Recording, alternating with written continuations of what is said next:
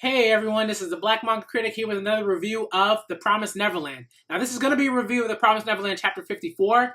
I love Chapter 53. I thought that was handled like beautifully. Shirai and Posuka continue to push this manga to new heights. I'm always shouting out The Promised Neverland. I'm always shouting out Shirai and Posuka. So, any of y'all that are here that know my love for The Promised Neverland, spread the word, man. Just keep spreading the word. And even if you're new to the channel, obviously like, comment, and subscribe, and hit me up on Twitter. But spread the word. Ask other YouTubers that you know, bigger YouTubers, to be like, hey, like, cover The Promised Neverland. Do reviews. Get this manga out there. You know what I mean? Like, we want to have discussions. Like, I'm talking with a whole bunch of YouTubers. We want to have discussions. We want to have, live streams where we do, chats about the chapters, the arcs, how things are going, the art, the pacing, the writing, all that stuff.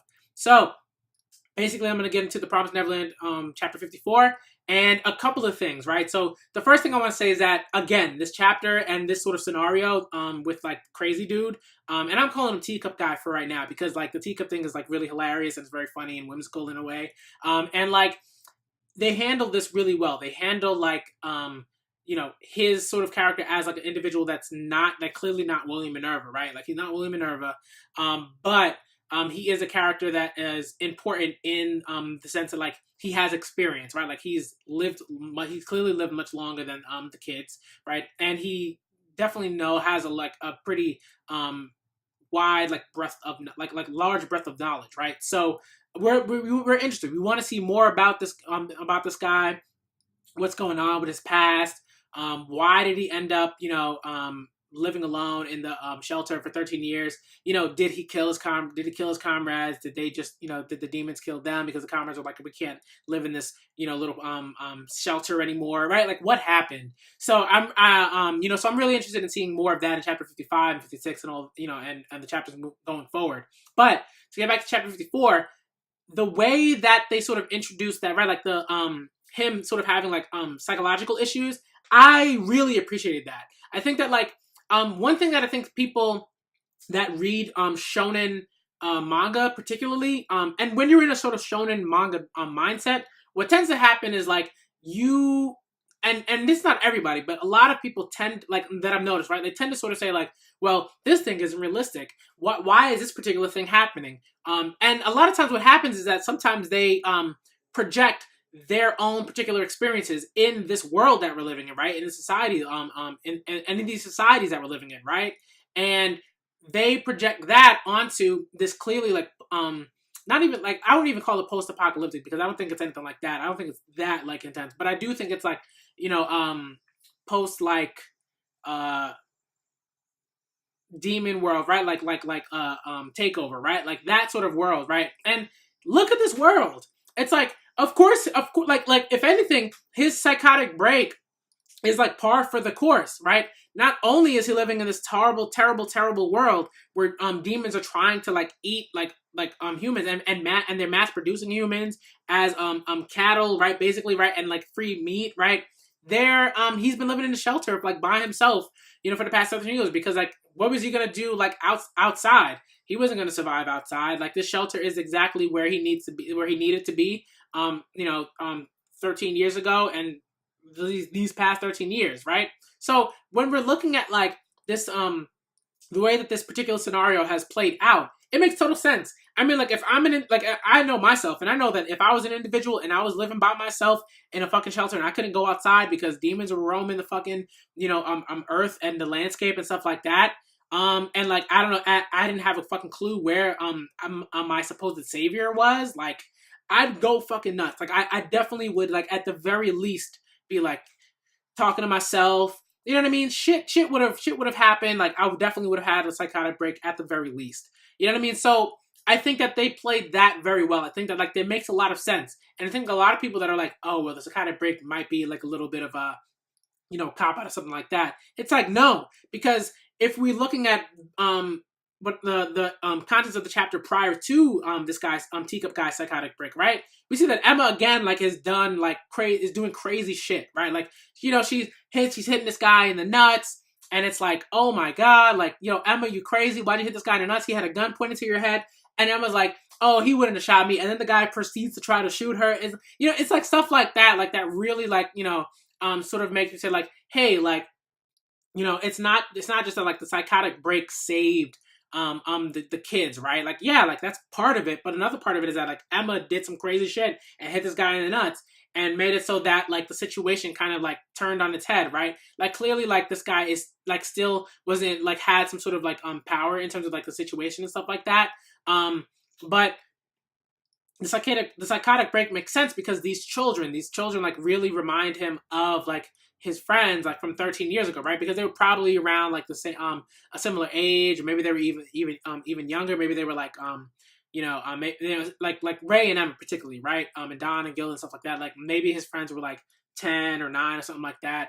But basically like the gist of it is Emma got them out of a situation, right? Because the situation was like he had a gun right to her head. Now, at the very least, you know, they can move, they could try to dodge, like you know, there are things that they could do prior to this guy's psychotic break. So I love the way that the chapter sort of sets up, right, like everything. It sort of says, hey, someone's got to do something. Ray's not going to be the person to do much, like, right? Like Ray's like, what the fuck are we gonna do, right?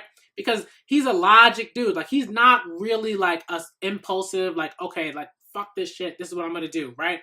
Emma is, right? And so like, and Emma's like very intuitive, right? So she uses that intuition and her impulsive nature, right, to get them the fuck out of the situation, or at least change the scenario so that they're like the scenario isn't like nearly as dangerous as the scenario was in chapter 53, right? In chapter 53, she had a gun to her head.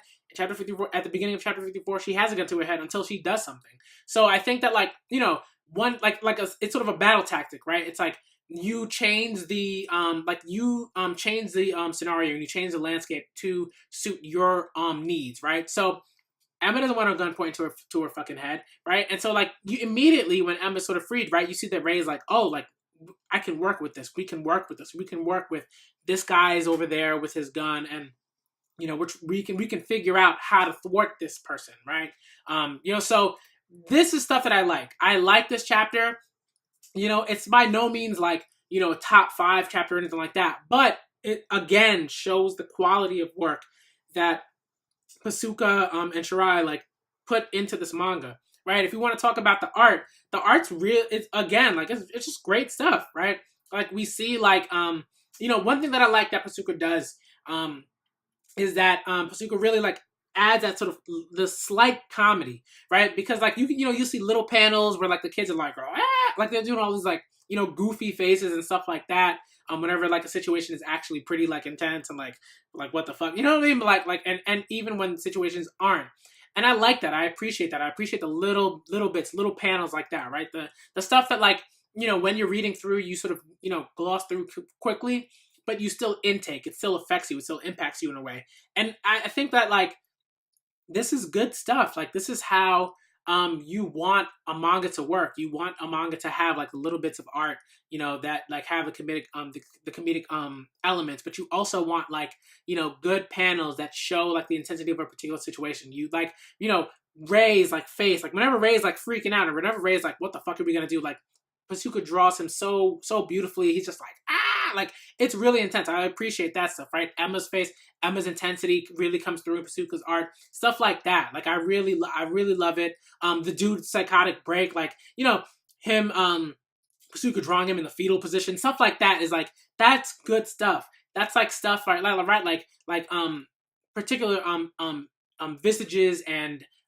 you know, bodily like positions and stuff like that all have like a particular history, right? Like, you know, we've seen we've seen characters in the fetal position before in other mediums, right? We've seen, you know, characters have like, you know, intense faces where they're either freaking out or you know, stating like particular like you know, ideologies and ways of thinking and stuff like that, right? So we've seen all of that, and like Posuka manages to really encapsulate that in these panels. So basically, I think that like, you know, that's all I'm going to say about the chapter. I don't, like I said, like, you know, again, I don't want these videos to be particularly long. And, you know, I'm always having discussions with people on Twitter in the discussion, in the comment section below. So feel free to talk to me about what you think Shouts out to all y'all that watch The Promised Neverland. Shouts out to that read The Promised Neverland. Shouts out to all y'all that talk to me about The Promised Neverland. And, shouts out to all y'all that, like, discuss this on your own YouTube channels and with your friends and stuff like that. Like I said, spread the word, spread The Promised Neverland. It is amazing, amazing Weekly Shonen Jump manga. To me, it is at the very least in the top 3, and maybe even like top 2, because Hunter x Hunter, like, that's its own thing. Like, that's like in its own like category. But Boku no Hero, Academia, and The Promised Neverland are like top 2 manga in Jump. So basically, this is a review of The Promised Neverland Chapter 54. I'm the Black Manga Critic, and I'm out.